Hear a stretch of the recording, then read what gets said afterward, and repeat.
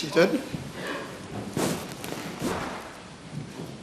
Announcements, none. Papers have been laid. Questions? Honorable Leader of Opposition. Thank you, Mr. Deputy Speaker, sir.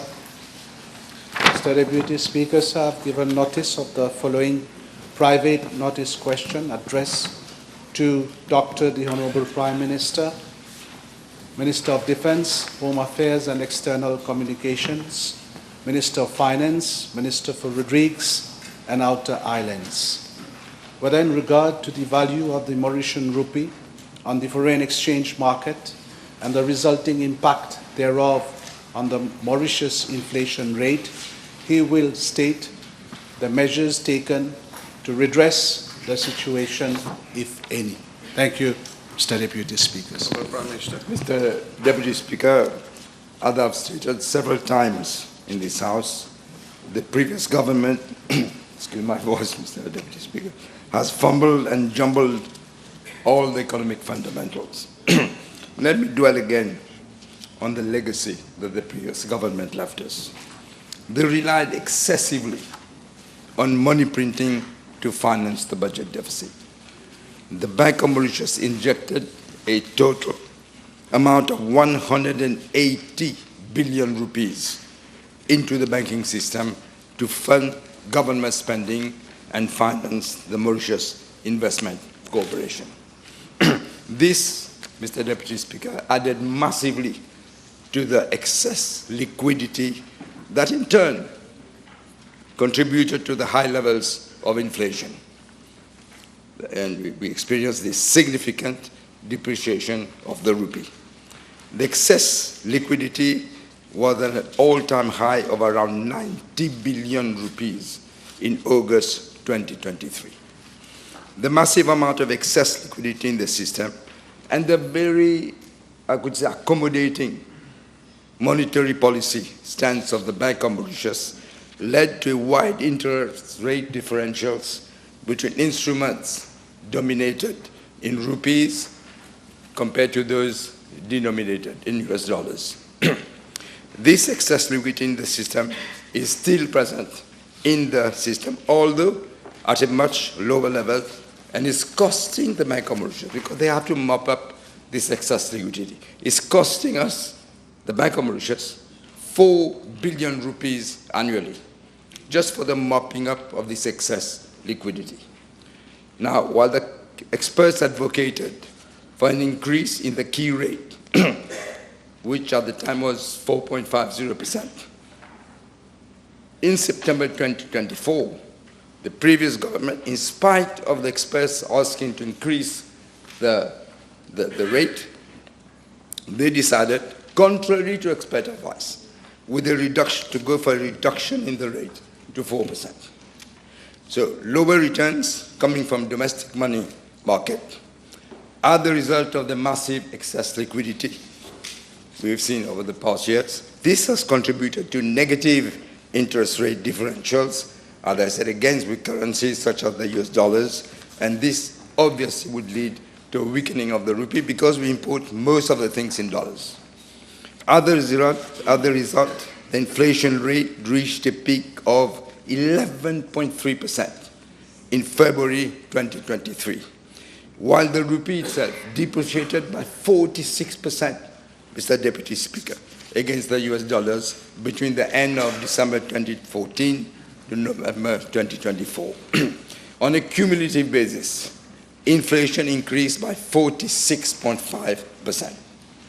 Now, the trade deficit was at a high of 180 billion, or 28.2% of GDP in 2023, and it worsened further to 207.8 billion rupees, or 29.9% of GDP in 2024, as the result of an economic model which was based on reckless consumption and imports. That was the model they chose.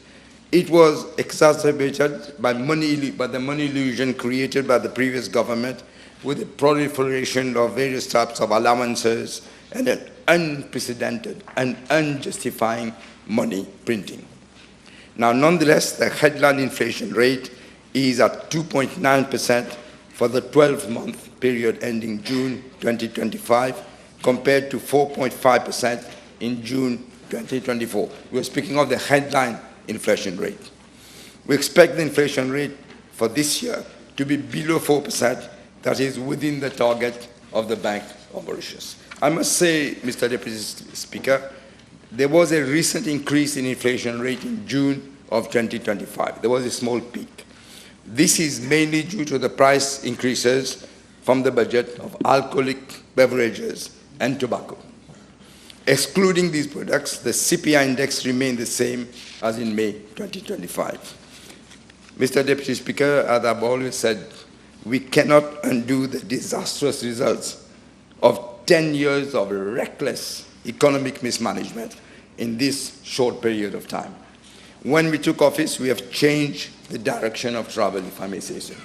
We are changing the economic model from the one highly dependent on consumption and imports to one driven by investment, exports, and innovation. Now let me come to some of the measures taken by both the government and the Bank of Mauritius to stabilize the value of the rupee. First, in December 2024, the Bank of Mauritius issued instructions to banks to ensure that all dealings in Forex, including swaps and other derivatives, should be effected through financial institutions which are licensed by the Bank of Mauritius, not outside. Banks were also requested to enhance due diligence on intercompany buying and selling of foreign currencies, as well as swaps and other derivatives.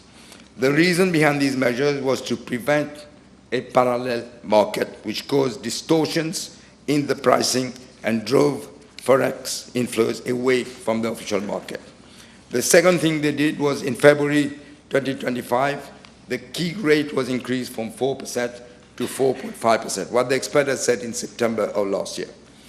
Thirdly, another instructions to bank was that forward transactions should be priced in a fair manner and in accordance with market fundamentals, as some sellers of the Forex market, in the Forex market, were imposing excessively high forward premia, which was against market conventions.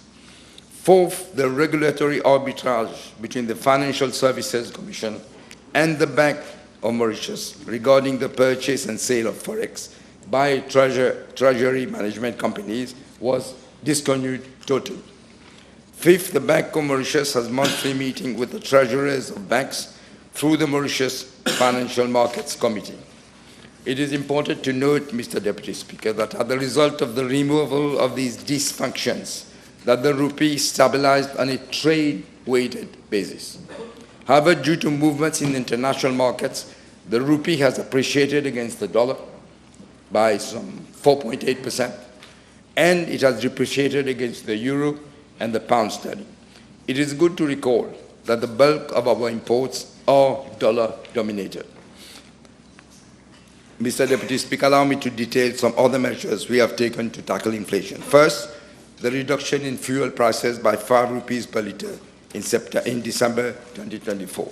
Second, we have introduced targeted price controls on essential food products. Third, the markups were limited to between 25 and 30% in Mauritius and 5 to 8% in Rodrigues, effectively preventing speculative pricing. Fourth, we have removed VAT on a number of basic necessities in the budget, including frozen and canned vegetables, infant nutrition products, and baby food items that had become increasingly unaffordable due to imported inflation and currency depreciation. This measure translated into a direct 15% reduction in retail prices applied immediately. Fifth, we have introduced strict enforcement and monitoring by the Ministry of Commerce.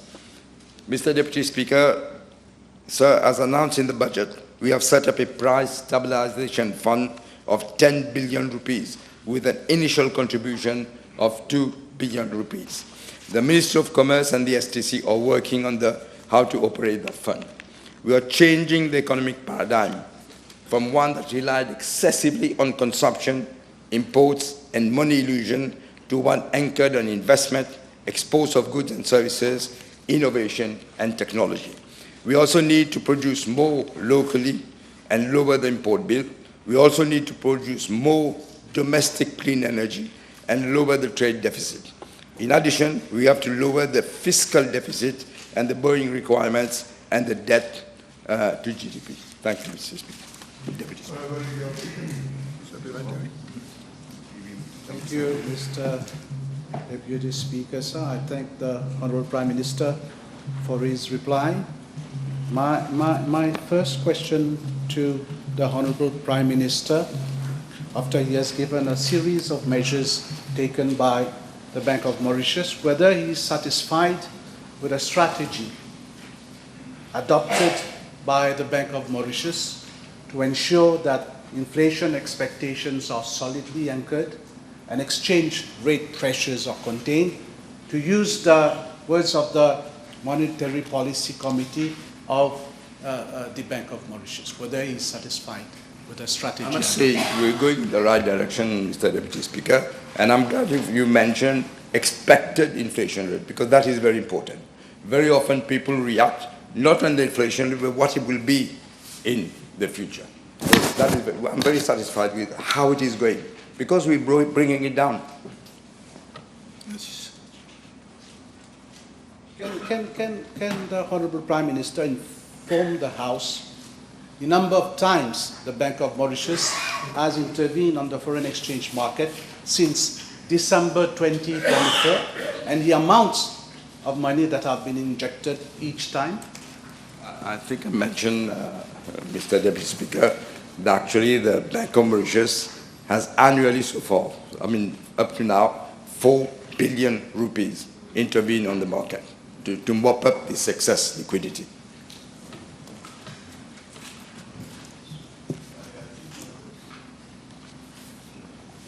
Can the Honourable Prime Minister inform the House whether during that same period the amount of foreign currency that has been made available to the different commercial banks in the country, and specifying which banks, which commercial banks, if you have the answer? I wouldn't be able to specify which banks, but I know measures have been taken. But as I said, this has been created over 10 years, so we are trying to adjust. But it is more foreign currencies available today than it was last year.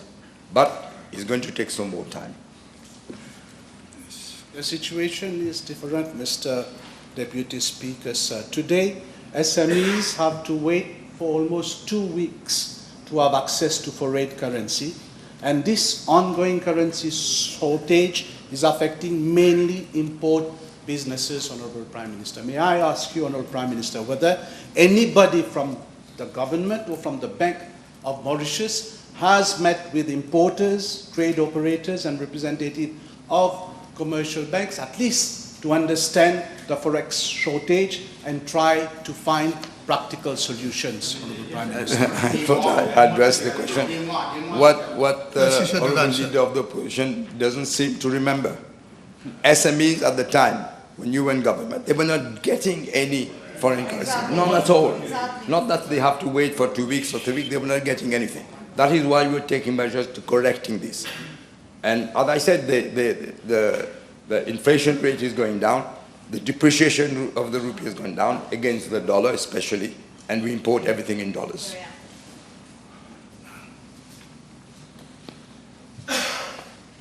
Can the Honourable Prime Minister inform the House whether he is aware of the unofficial forward pricing practice for major currencies being used by some commercial banks, which is well over and above the consolidated indicative exchange rates of the Bank of Mauritius? And may I ask him what is being done by government to put an end to such extortionate practices? I did mention, Mr. Deputy Speaker, the measures that the Bank of Mauritius are taking. For example, there is a regular arbitrage between the Financial Services Commission and the Bank of Mauritius regarding the purchase and the sale of Forex by treasury management companies. They are looking into this constantly, daily. May I ask the Prime Minister whether he is aware this time of accusations of serious hoarding of foreign currency by some companies, and whether, with a view to address this problem, government is envisaging introducing legislation? We are introducing legislation, in fact, today, to make sure that we can track what is happening, the financial crimes. This is what we're doing today. But if the Honourable Leader of the House can be specific, I will take note of it. Your answer is not related to the question I've asked you, Honourable Prime Minister. With regard to inflation, can the Honourable Prime Minister provide to the House a forecast of the inflation rate until the end of this year, at least? I can forecast, but the economy is not a stable thing that you can forecast exactly. But I can tell you, Mr. Deputy Speaker, I can tell the Leader of the Opposition, three things have created this problem. First of all, the budget deficit has been allowed to grow. The borrowing requirement, the borrowing requirement is practically 10% of GDP, which is terrible at the time. And also this massive trade deficit, which is 30% of GDP. That is why we have forecast that the inflation rate will be around 4%, perhaps less, by the end of this term, this year. Mr. Deputy Speaker, sir, according to the Bank of Mauritius' latest figures, real estate contribution amounted to 24 billion of gross foreign direct investment, 32 billion of gross foreign investment in 2024 through IRS, RES, PDS and Smart City scheme. Yet, Mr. Deputy Speaker, sir, there is body of evidence that some or most of the Forex gains are kept offshore. Has government considered introducing the necessary measures or legislation that require villa prices to be quoted, because it is quoted in foreign currency, to be quoted in Mauritian rupees, so that prospective buyers would need to convert foreign currency into rupees to pay for their property? In fact, these measures were encouraged by the previous government. I can't understand why the Leader of the Opposition doesn't seem to realize. They were given every kind of tax relief that you can think of. Yeah, we have changed. We have changed in the budget. There is no such tax relief. We have grandfathers the measure, but that's it. There will be no more from the new ones. And also, they've kept the money abroad at the time. Now we are saying that we have to go by what the Bank of Mauritius is saying. Honourable Duval, a question? Will the Honourable Prime Minister concede that, despite his pledge to reverse the depreciation of the rupee, the Bank of Mauritius' monetary policy has fallen short? In fact, upon taking office, the rate was 46 rupees and is now 45.41. When the depreciation of the US dollar has seen unprecedented, has fallen in value, historically fallen since 1973 to 10% of its value, so historically low. And I will ask him, therefore, can he state what is, with regards to the lack of supply of US liquidity on the domestic market, can he state what is, as at present, the volume which is being demanded in demand and the volume which is being able to be supplied as at present in Mauritius by the Bank of Mauritius? The Honourable Member doesn't seem to realize what mess they made for the 10 years. This is what we are correcting, my dear friend. You can't... What you're saying, l'honorable membre veut le beurre, l'argent du beurre, la vache et la femme du fermier aussi.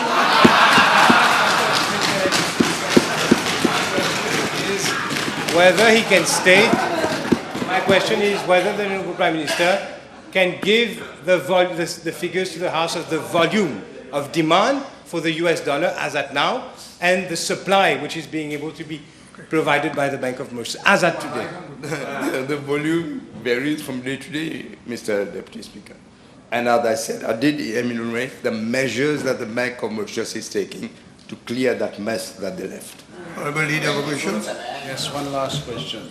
Honourable Deputy Speaker, sir, with regard to the NLP situation prevailing at the head of the Bank of Mauritius between the director and one of his deputy concerning the nomination of Mr. Binik as chairperson SBM, which is now public But this domain. has, excuse me, Honorable Leader of You Opposition, will agree, Honorable this Prime Minister, has nothing to do with OPNQ. This current crisis will definitely affect the credibility of the Bank of Mauritius. Will the Honorable Prime Minister inform the House of the measure he intends to take to remedy this situation, which is negatively impacting the central bank? This is far away from the You PNQ. rightly pointed out, Mr. Despich, Far away this is a different question. Yes.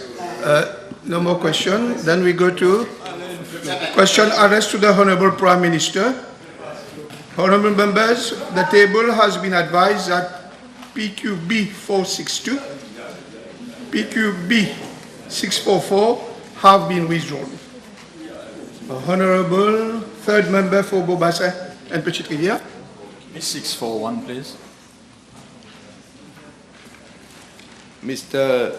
Deputy Speaker, as the House is aware, the Gambling Regulatory Authority Amendment Act was passed on the 4th of July of 2025 and came into operation on the 7th of July 2025. The main aim of this amendment was to do away with the horse racing division and set up instead the horse racing integrity division, which has now the responsibility to protect the integrity of horse racing and ensure that horse racing is fair, clean, and free from corruption or malpractice. Mr. Deputy Speaker, sir, let me remind the House why we came up with the Horse Racing Integrity Division. The defunct Horse Racing Division had developed an incestuous relationship with a gambling don at the time. The people at the Horse Racing Division were working hand in hand with the organizer of horse racing, who also had his hand in the whole gambling industry.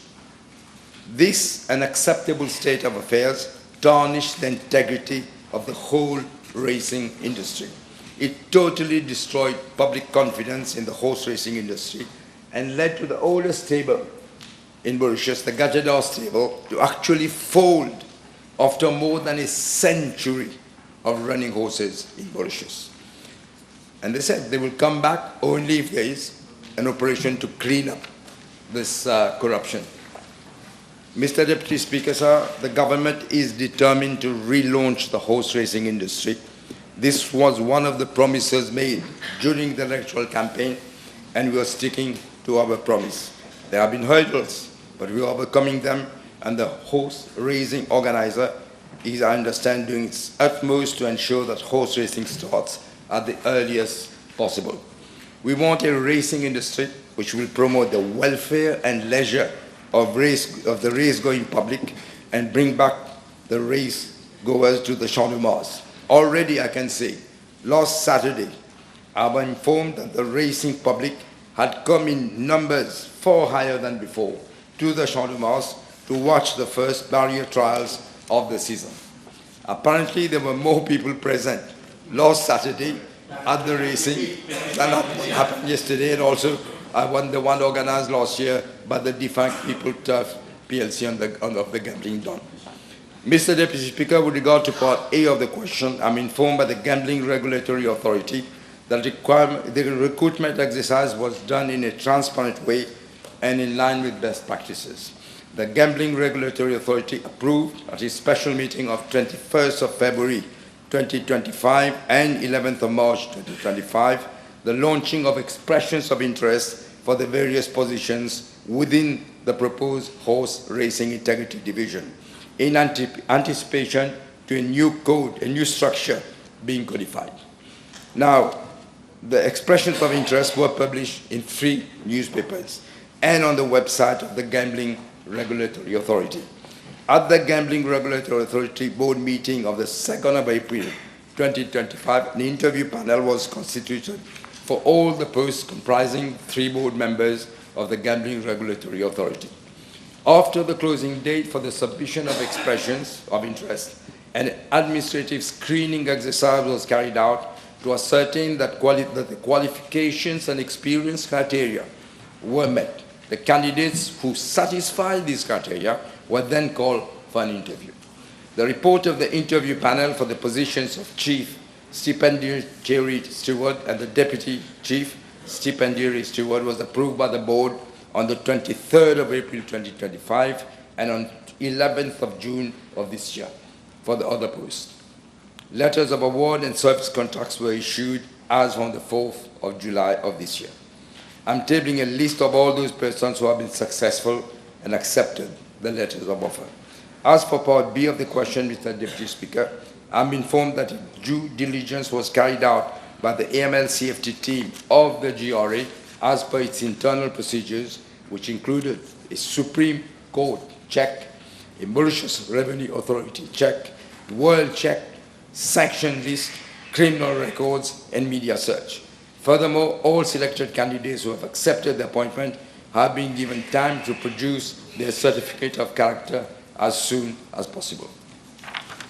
Yes, you have already raised this. Merci, Monsieur le Vice-président. Puisqu'on parle d'intégrité, Monsieur le Vice-président, le Premier ministre est-il au courant que sur le nouveau board des Stipes se trouve Monsieur YN, qui avait démissionné comme commissaire au MTC pour avoir accepté un cadeau d'un jockey, un délit qu'on peut considérer comme étant grave. Et aussi un ex-entraîneur, M. PM, qui avait été sanctionné pour dopage par le nouveau Chief Stipe de la HRID. De plus, M. AR et AR, deux proches de M. JMLS et de PTP, respectivement, sont parmi les nouvelles recrues. Le Premier ministre peut-il nous dire s'il est satisfait justement de ce due diligence process qui a été effectué? Mr. Deputy Speaker, I don't run the GRA.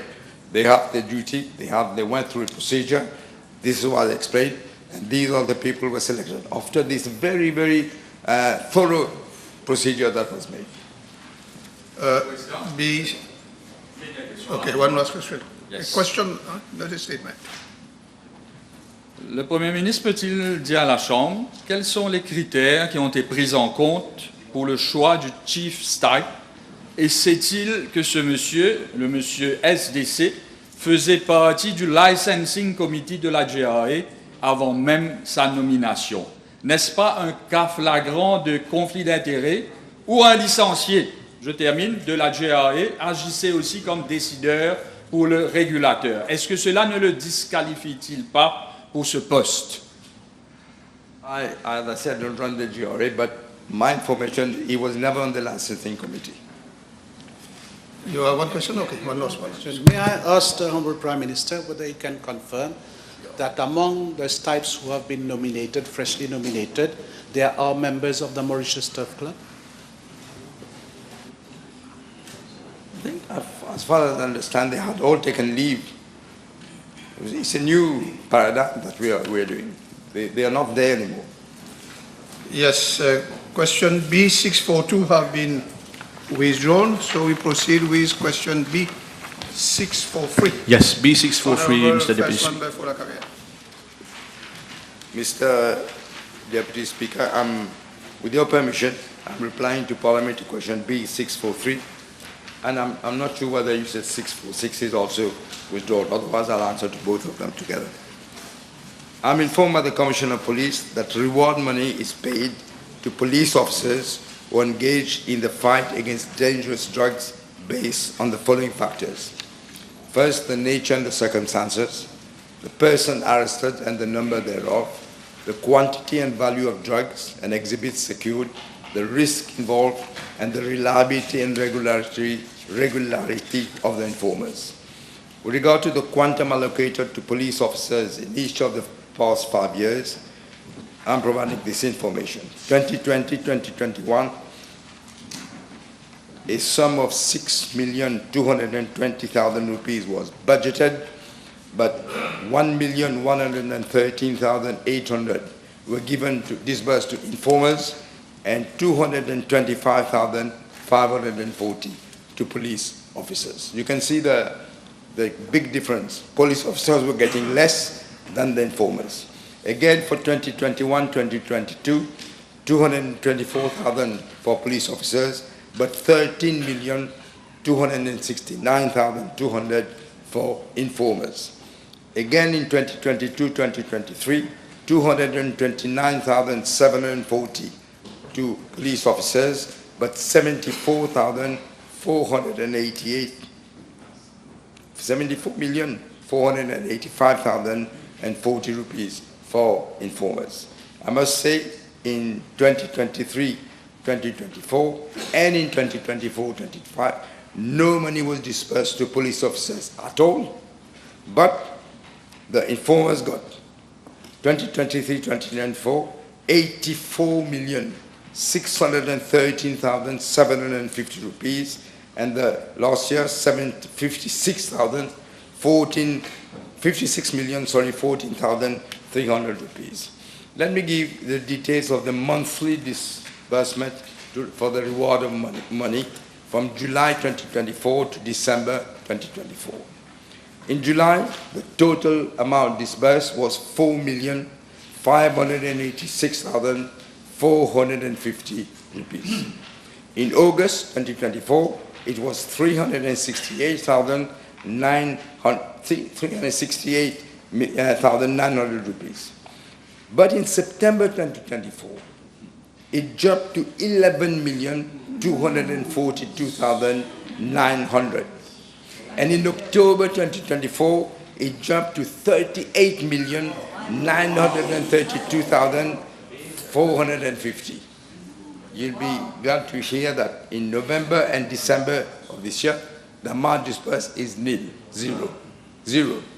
Now, the House will know it, I'm sure they have seen the expression, that from September to October 2024, a total amount of 50,175,350 rupees was paid as reward money, not to police officers, only to informers. Now, this is 2 months prior to the general election. You can guess the reason why this happened. Mr. Deputy Speaker, one disturbing element that comes from that information is that the amount disbursed exceeds by 4 the amount budgeted. In other words, as usual, just give money that is not theirs. This in itself raises several questions as to the manner in which that money was disbursed. It is worth mentioning that in 2014, it was decided to put an end to the practice of giving reward money, and there was very strong suspicion of abuse.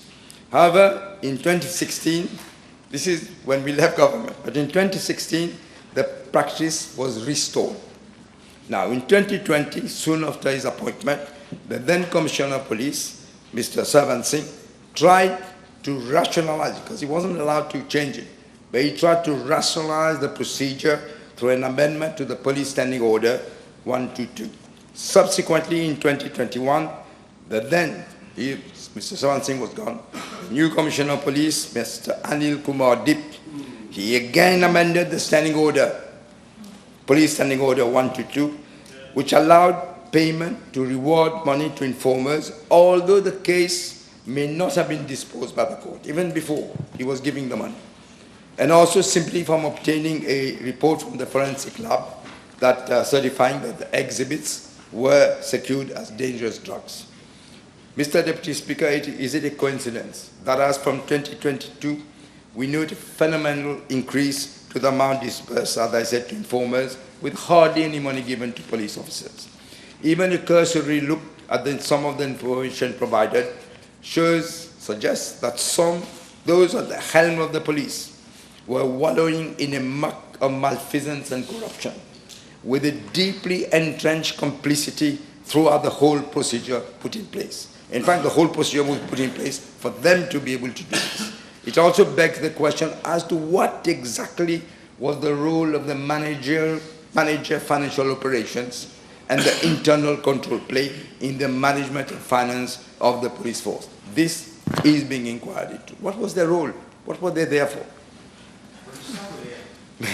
Mr. Deputy Speaker, as the House is aware, the Financial Crimes Commission is inquiring into the whole issue of reward money, and we are amending the Financial Crimes Commission Act precisely this afternoon so that there can be a joint inquiry whenever the need arises. Mr. Deputy Speaker, in view of the high risk of abuse and illicit use of the reward money within the police force, and to establish a transparent and accountable system to prevent such corrupt practices, the FCC, as an independent institution, and as mandated under Section 62 to subsection 2J, section 6(2)J of the Financial Crimes Commission Act, they are reviewing the practices and procedures regarding the disbursement of reward money to police officers and to informers. Yes, Thank you, Mr. Deputy Speaker. May I ask the Honourable Prime Minister, in view of the opacity surrounding the procedures with regard to disbursement of those reward money, which amounts to a big scandal with regards to the sum being paid, is it not a fit and proper case under the new Public Inquiries Act 2025 to set up an inquiry with regards to procedures and disbursement of money from 2015 up to that date with regard to those big sums of money? We are talking, as per reports in the press, more than 200 million rupees with regards to reward money. Is it not a fit and proper case for a public inquiry? The cases in court, actually, that are being exactly for the amount of reward money. Mr. Liam Dial, for example, who was Assistant Commissioner of Police, was arrested precisely for one of the things he was arrested with this, and he appeared in front of the District Court of Port Louis with a provisional charge, and again, other things are being investigated. Honourable Juman. Thank you, Mr. Deputy Speaker. Honourable Prime Minister, can we have an idea of the amount of drugs seized for the period September-October 2024, where 50 million...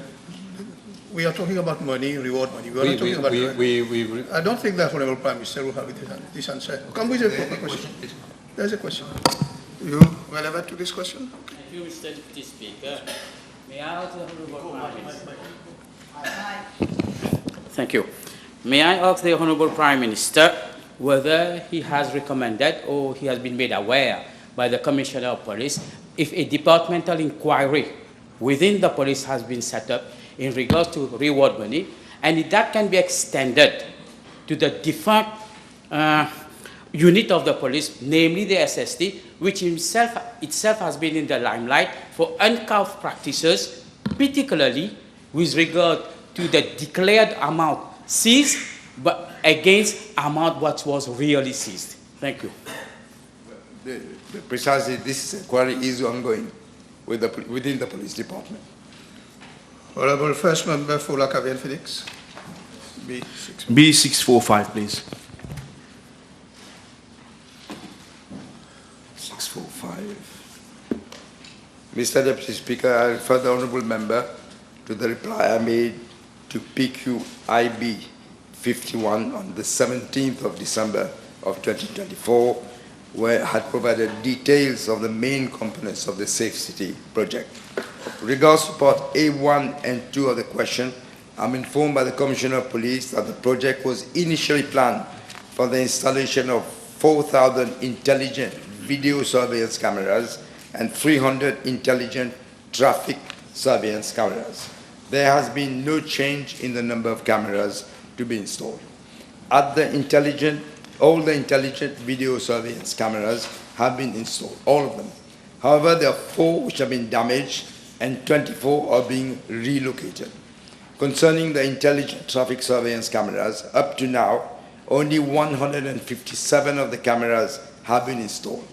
The remaining 143 will be installed after completion of civil works scheduled to be completed by the end of September 2025.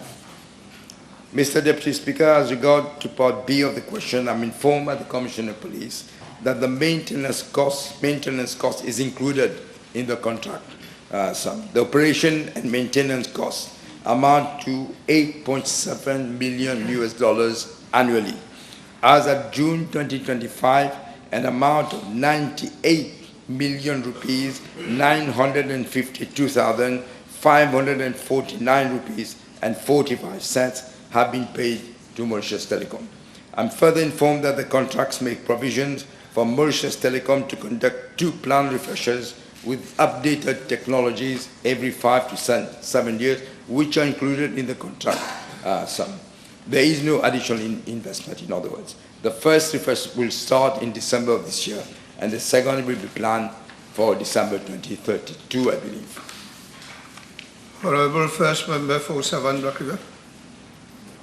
Thank you, Mr. Deputy Speaker, sir. B647.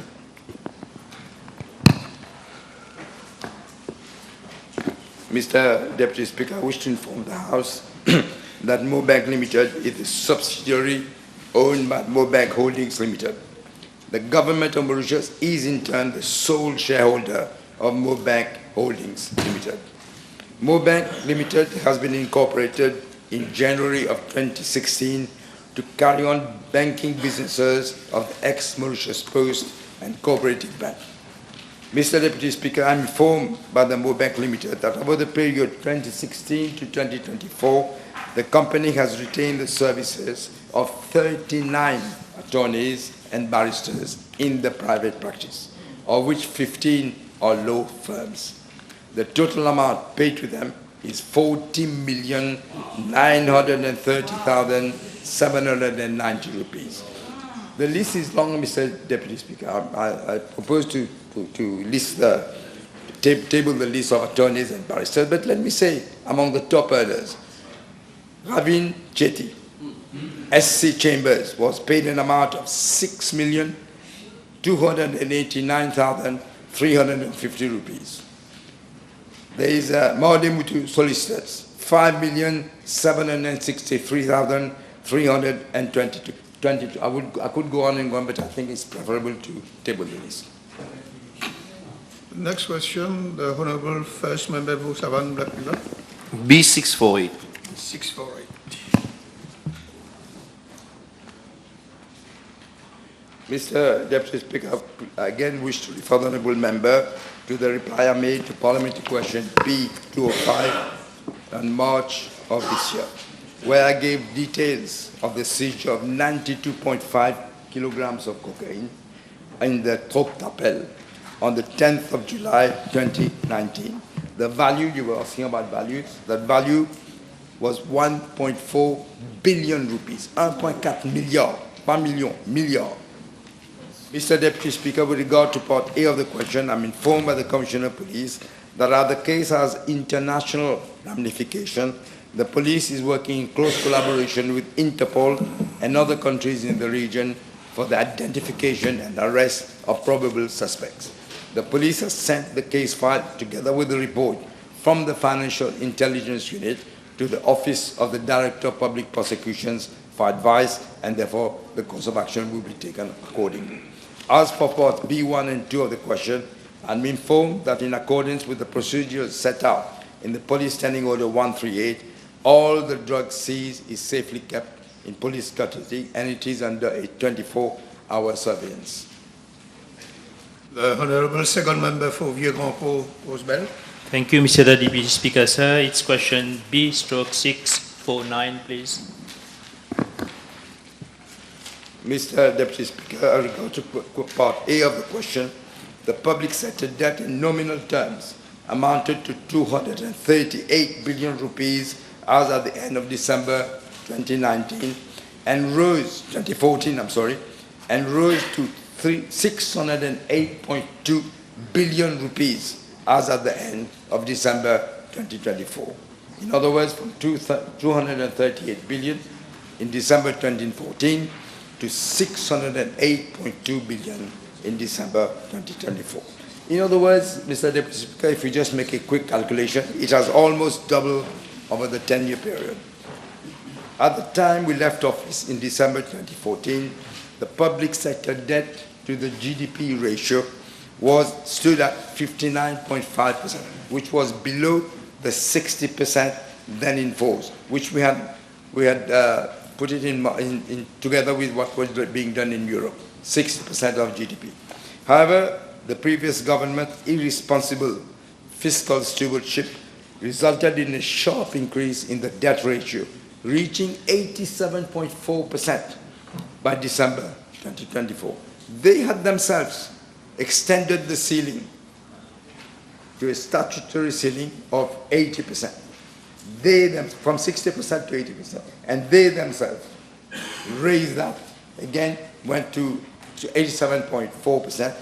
The ceiling was raised precisely in an attempt to conceal the extent of the fiscal mismanagement.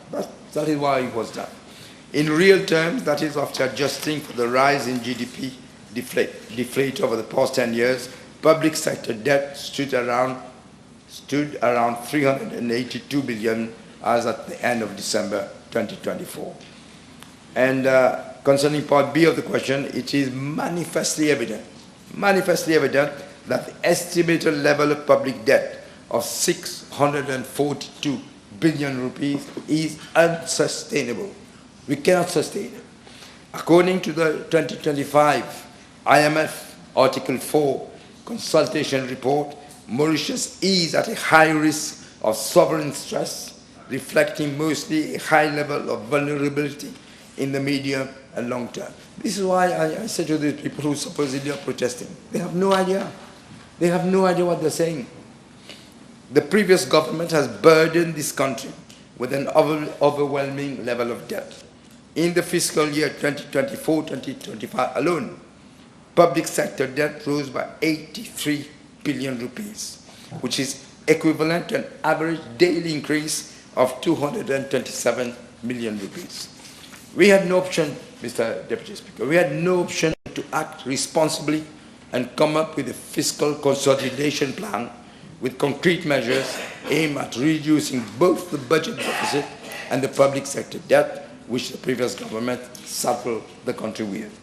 Without the implementation of these measures, public sector debt would have spiraled out of control, and they would have had severe repercussions on the public finances, also on the broader economy, and on the well-being of the population, including, I tell people who don't realize, including no pension to anyone in the coming decades if we don't do anything now. Not even 60, nobody would get pensions.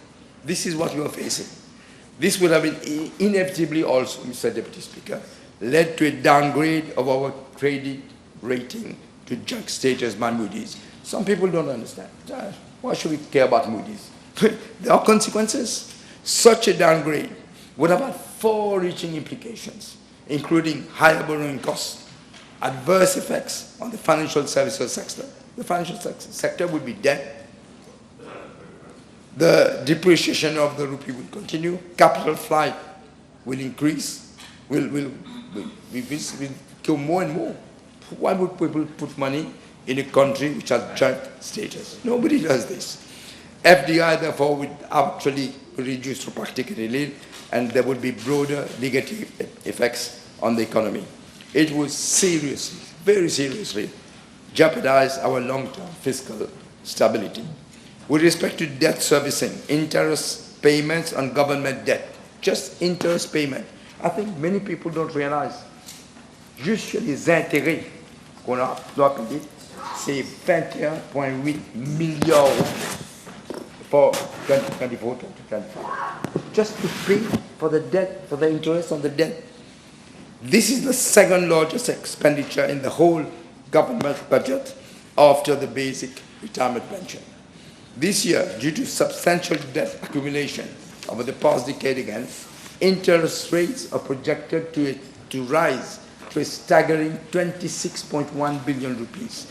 Some people might say, but you have been in government, but the debt is there. We have to pay the interest on the debt. It will be 26.1 billion rupees. This is a rise of 20% already compared to the preceding year. It's not our doing, it's the debt that they have accumulated that we have to pay now. Instead of paying 26.1 billion rupees as interest on debt, imagine that amount of money could have been used more effectively. It could have been allocated to different sectors, priority sectors such as education, such as health, such as housing. This money could have gone there. The money we have to pay the debt, the interest on the debt. Thus, the opportunity cost of high debt servicing is substantial. It diverts resources, as I said, from the developmental priorities that could stimulate economic growth and improving living standards. Sustained high-level debt, if less unaddressed, risk undermining, as I said, the whole country's growth potential and fiscal resilience. Mr. Deputy Speaker, this is why we have made a firm commitment to reclaim the fiscal serenity and gradually bring the public sector debt to a GDP ratio to a more sustainable level of 60%, as it was when we left government in 2014.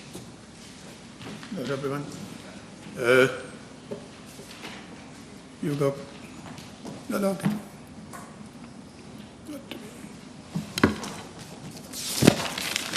Time is over. With the chair, the table has been advised that the following PQs have been withdrawn.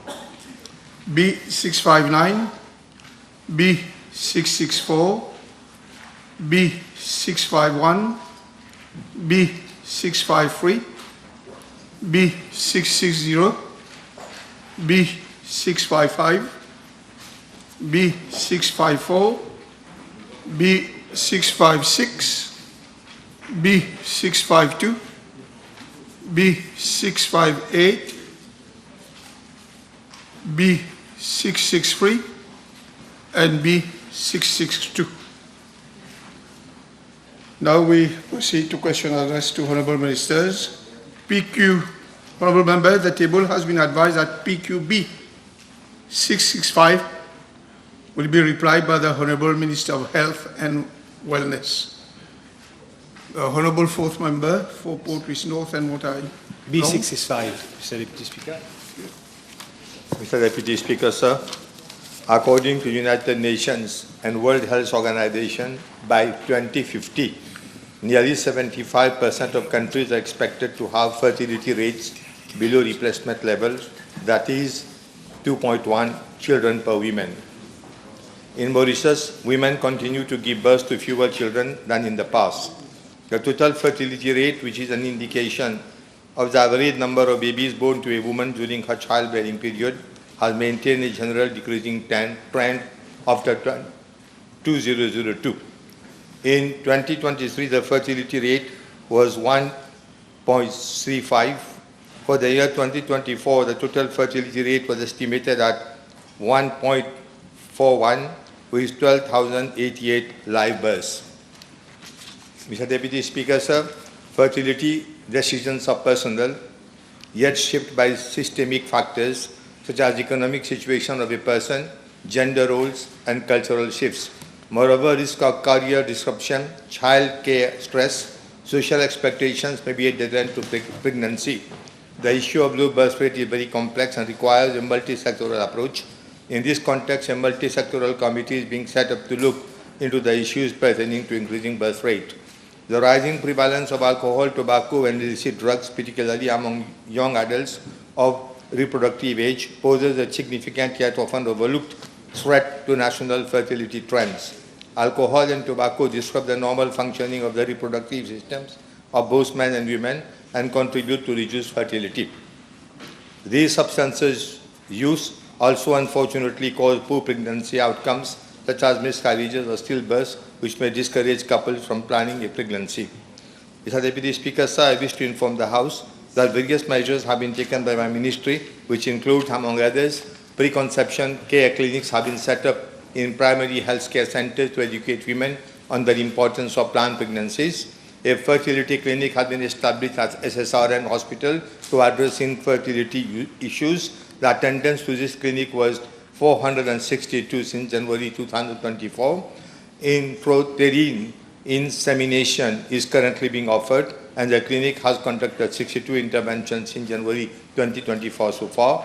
Maternity leave has been increased from 14 to 16 weeks, and paternity leave of 4 weeks was introduced in 2024 budget.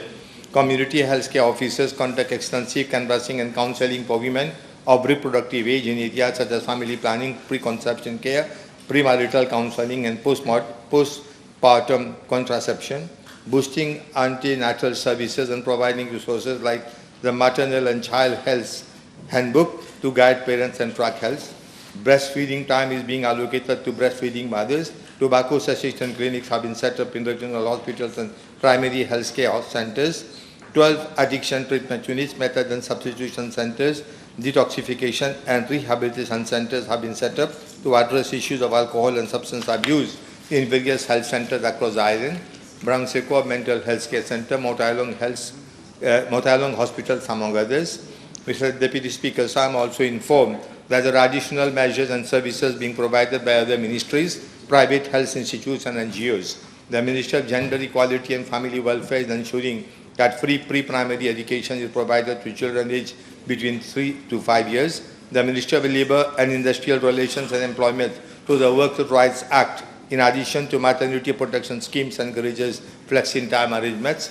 The Mauritius Family Planning and Welfare Association is continuously creating awareness on declining birth rate in the community through sensitization campaign, focus groups discussions, awareness among youth.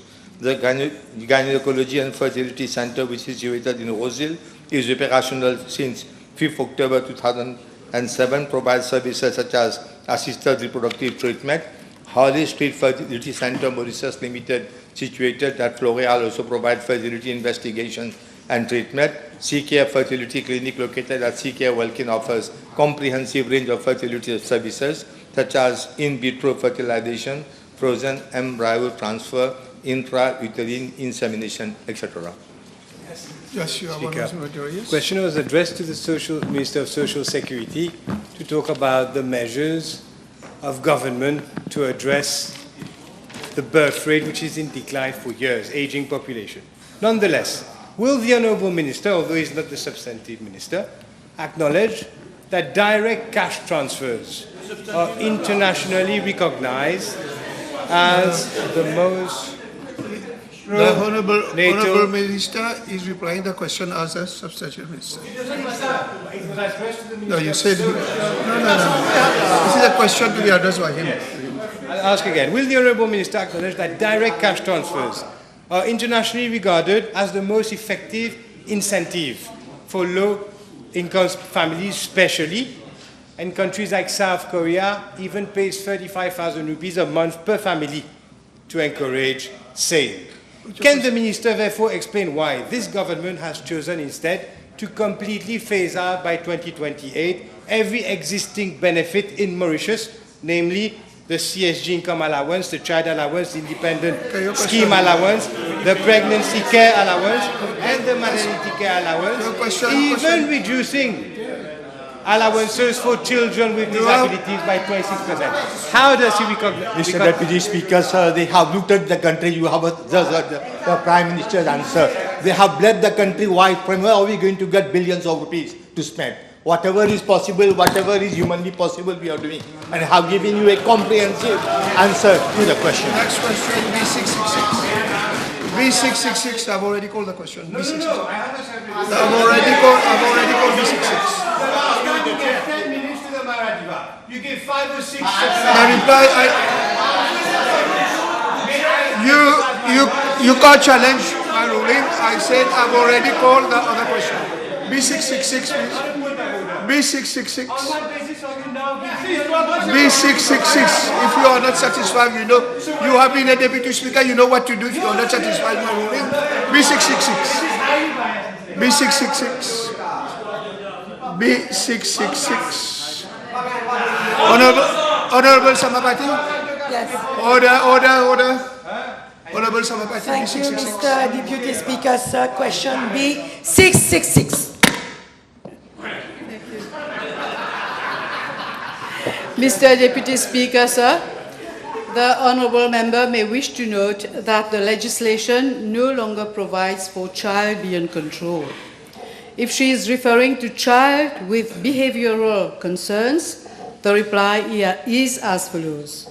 From January to June 2025, the number of cases reported to my ministry stands at 440, among which 302 children were having only mild behavioral concerns, and 138 children were found to be having serious behavioral concerns. Mr. Deputy Speaker, cases of children having mild behavioral issues are addressed through psychological support provided to both the child and their parents by my ministry. Where appropriate, these children are placed under the child mentoring scheme for further guidance and support. From January 2025 to date, 28 children have been placed under the Child Mentoring Scheme. With regard to children assessed having serious behavioral concerns, they are referred to the Mauritius Probation and Aftercare Services, falling under the purview of the Prime Minister's Office for Parenting Support Intervention. Mr. Deputy Speaker, sir, children with serious behavioral concerns should not be treated as children in conflict with the law, but should be handled differently.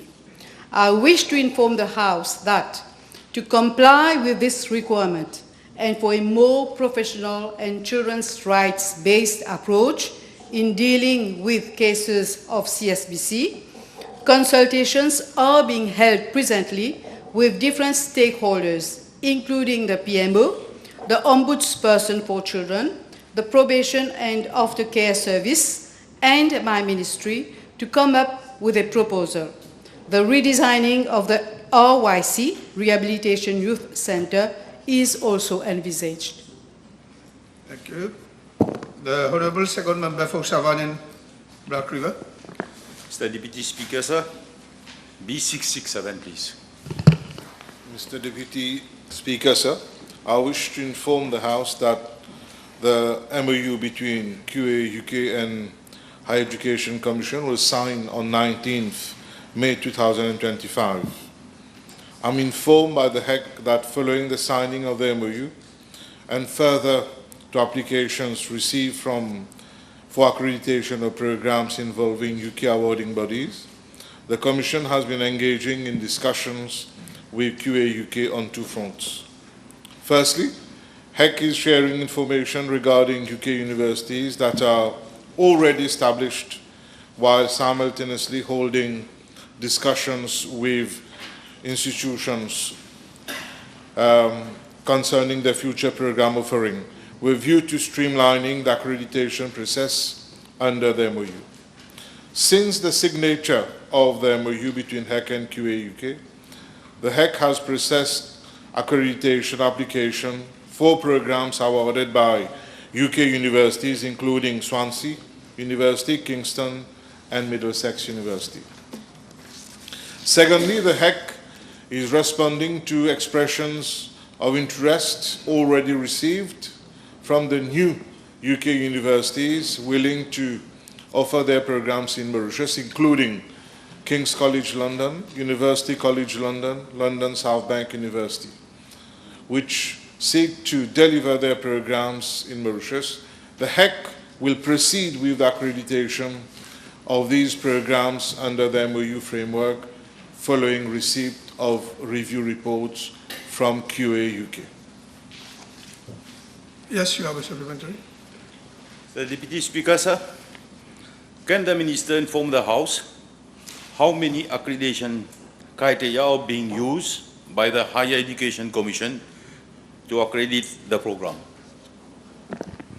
Mr. Deputy Speaker, sir, currently we are using 14 criteria to accredit programs, and following the announcement in the budget to review the HEC Act, we are going to further streamline the procedure.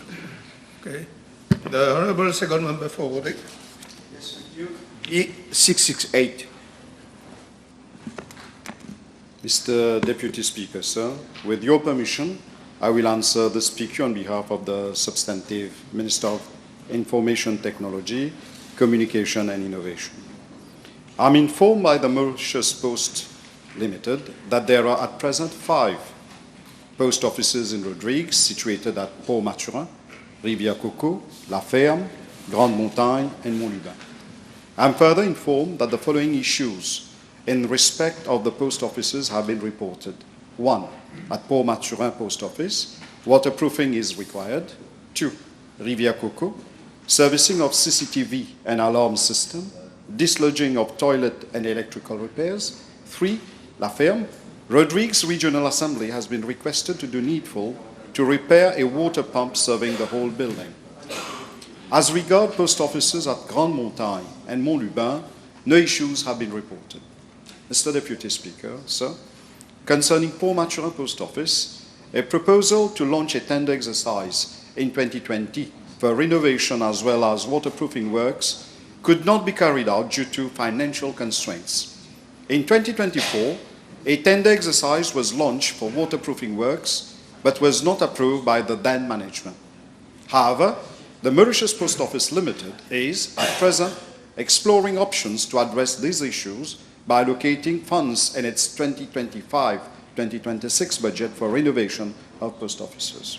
Mr. Deputy Speaker, sir, as regards part B of the question, I'm informed that following a meeting held in September 2024 between Air Mauritius Limited and Mauritius Post Office Limited, the latter issued a notice dated 18th October 2024 to inform members of the public that due to the substantial increase in the volume of air parcels and packets destined to Rodrigues and the limited cargo space on Air Mauritius flights to Rodrigues, the regular dispatch has been temporarily suspended. However, the Mauritius Post Office Limited continued to send and is still sending non-voluminous packets of approximately 500 grams by air. As for packages above 500 grams, the Mauritius Post Office Limited was sending same by sea. By end of January 2025, with a decline in postage of parcels in Rodrigues, the Mauritius Post Office Limited resumed sending parcels up to 2 kg by air. Nevertheless, in May 2025, Air Mauritius Limited informed Mauritius Post Office Limited that due to weight restrictions, cargo and mail to Rodrigues could not be uplifted on its flights and was not accepting new bookings in order to prioritize clearance of pending dispatches. Consequently, the Mauritius Post Office Limited has indicated that the suspension of voluminous packages above 500 grams by air is being maintained. Thank you. Next question. Honorable Third Member for Culture Moka. B669. Mr. Deputy Speaker, sir, I am informed by the Traffic Management and Road Safety Unit that the Photographic Enforcement Device project, implemented between 2012 and 2014, consists of a network of 63 fixed-speed cameras installed by ProGuard Limited on public roads across the island to detect and record vehicles exceeding the posted speeds limits of 40 kilometers per hour, 60 kilometers per hour, and 80 kilometers per hour, and also 110 kilometers per hour, respectively. The photographs captured by these cameras are transmitted to the back office located at Samlo Tower, Port Louis, the seat of the TRMSU. The Photographic Enforcement Device Unit, operated by the police, processes these offences, and the Photographic Enforcement Device notices, which is also called PEDNS, are sent by post to the traffic offenders for payment of the appropriate fines at the court. Mr. Deputy Speaker, sir, concerning part A of the question, I wish to inform the House that out of 63 speed cameras, 4 which are located at Saint-Julien Village, Calbas on motorway M2, Brisé-Verdière and Cas-Noyal are currently not operational. These cameras have developed defects and were therefore sent to the manufacturer, Trouvelo UK, for diagnosis and repairs.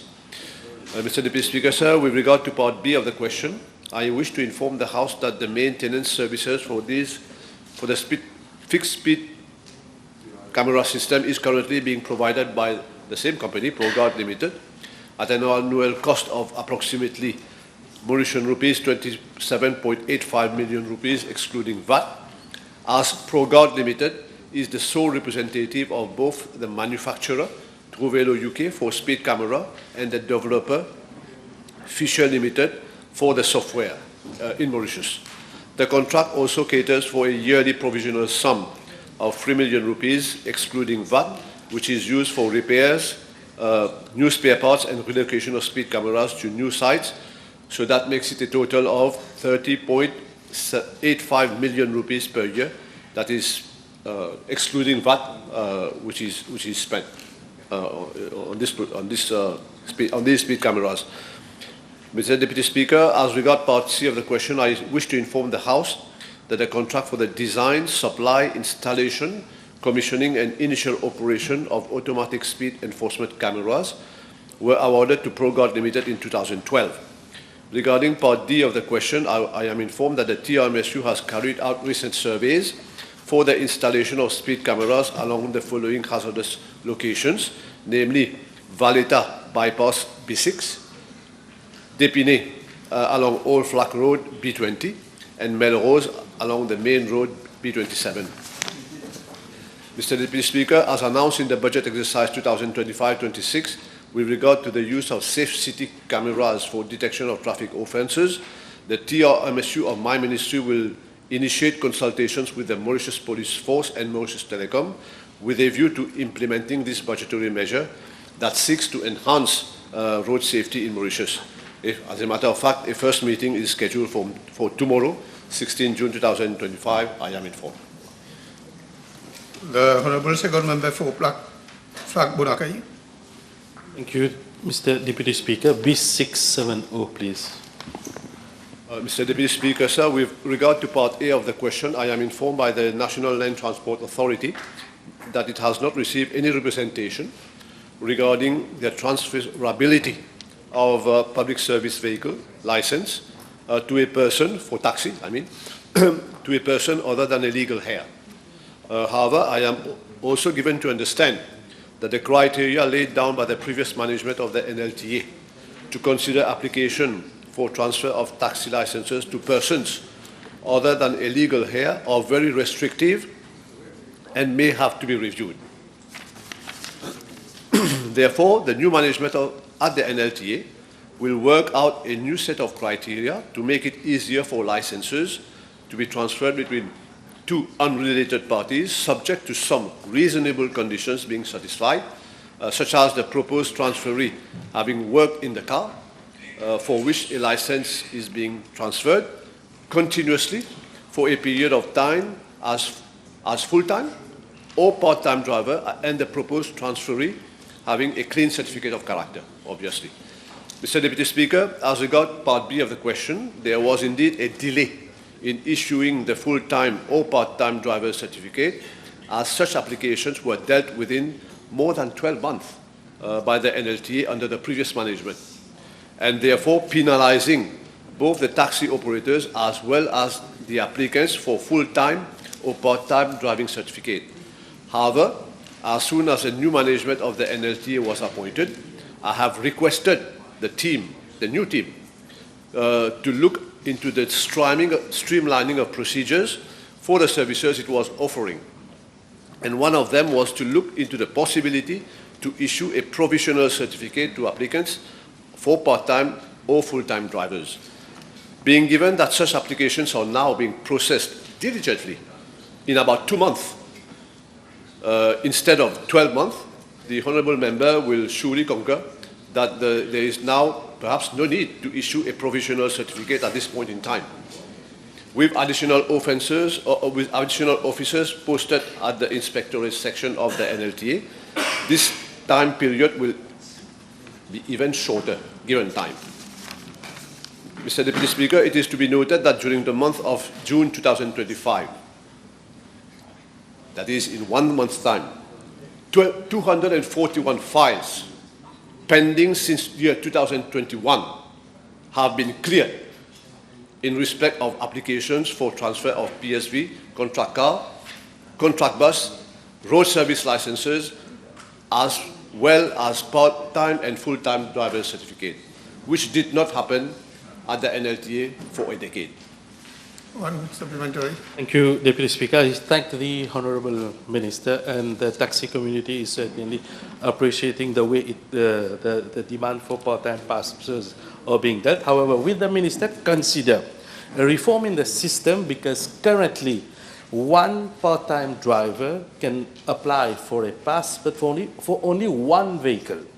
So whether this can be reformed so that that pass allows him to work not only in one taxi, but in multiple taxis. This will create further job opportunities for part-time and even full-time drivers.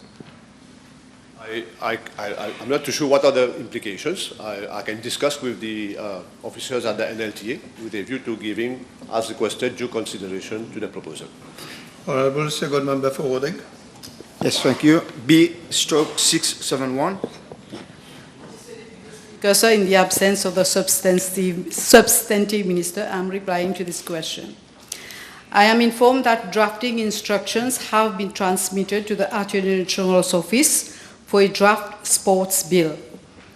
Indeed, I am informed that the Ministry of Youth and Sports has invited the public to submit their views and suggestions via a press communiqué for a comprehensive new sports bill instead of piecemeal amendments to the existing legislation. Mr. Deputy Speaker, sir, concerning Part A of the question, I am informed that submissions have been received from the Rodrigues Commission for Sports. Additionally, my colleague, the Honourable Minister of Youth and Sports, personally headed a mission to Rodrigues from 6th to 10th April 2025. There, he had the opportunity to have a first-hand understanding des réalités du terrain through meetings with the Commissioner for Sports and his officers, as well as representatives of Rodrigues regional sports committees. Mr. Deputy Speaker, sir, with regard to Part B of the question, I am informed that during his mission to Rodrigues, my colleague, the Honourable Minister of Youth and Sports, did receive representations regarding the setting up of a Comité Régional Olympique et Sportif, also known as CROS. Specific provisions have been made in the new sports bill in respect of Rodrigues, and therefore the question of setting up a special committee does not arise. The Honourable Second Member for Grand Poutedo. Thank you, Deputy Speaker, sir. B672. Mr. Deputy Speaker, sir, Section 84 of the Workers' Rights Act stipulates that a worker shall be entitled to a transitional unemployment benefit where his employment is terminated by his employer for a period of not less than 1 month and no more than 12 months. The rate of the transitional employment benefit payable is subject to a ceiling of 25,475 as follows. First 3 months, 90% of the basic wage. 4 to 6 months, 60% of the basic wage. 7 to 12 months, 30% of the basic wage. Mr. Deputy Speaker, sir, with regard to Part A of the question, the number of applications received and approved from 2020 to 2024 are as follows. For 2020, 16,170 applications were received, out of which 13,326 applications had been approved. For 2021, 11,264 applications received, out of which 8,930 approved. 2022, 8,145 applications received, 5,578 approved. 2023, 7,264 applications received, 4,880 approved. 2024, 8,543 applications received, 5,992 applications approved. As regards Part B of the question, Section 84, subsection 5 provides that where a worker has made claim for TUB and the supervising officer of my ministry is satisfied that the case is bona fide, the supervising officer shall within 7 days, notify the Ministry of Social Integration, Social Security and National Solidarity to effect payment. The latter has up to 10 days from receipt of claim of my ministry to effect payment to the laid-off workers. Mr. Deputy Speaker, sir, I am informed that based on statistics retrieved from the computerized workfare program system, the average time taken to process application from the date of registration of the worker on the workfare program to the date the Ministry of Social Integration, Social Security and National Solidarity is notified to effect payment is as follows. For 2020, 78 days. For 2021, 59 days. For 2022, 58 days. For 2023, 70 days. For 24, 61 days. Mr. Deputy Speaker, sir, I'm informed that there are several reasons for the delay to process the application within the statutory delay of 7 days. Most of the delays are due to delay to secure document information from uncooperative employers, delay from the workers to submit the required documents, shortage of staff. But the main reason remains, Mr. Deputy Speaker, sir, that before the supervising officer approves the transfer, he must be satisfied that the claim is bona fide, and unfortunately, he undergoes a series of consultation with the worker and the employer, and that takes time. Mr. Deputy Speaker, sir, I'm also informed that for the disbursement to be made to the beneficiaries, on average, the Ministry of Social Integration, Social Security and National Solidarity takes an additional 2 weeks from the date of notification is made. The time to process the application, therefore, is up to 10 times more than the statutory requirement of 7 days, 10 times. While the application is being processed, the worker does not receive any payment, and the delay in processing the application defeats the purpose of the Act, which is to provide the laid-off worker with immediate relief. In order to bring improvement to the workfare program and to make it more efficient, at the level of our ministry, I have set up a technical committee. The committee also comprises representatives of the Ministry of Finance and the Ministry of Social Integration, Social Security and National Solidarity. I'm informed that the committee has met on 8 occasions and has held consultation with business Mauritius, with various trade unions and other stakeholders, and is presently finalizing its recommendations. Yes. Thank you, Deputy Speaker, sir. Can the Honourable Minister inform the House what mechanism or facilities are provided to officers to ensure secure and efficient files transport from regional offices around the island to the head office?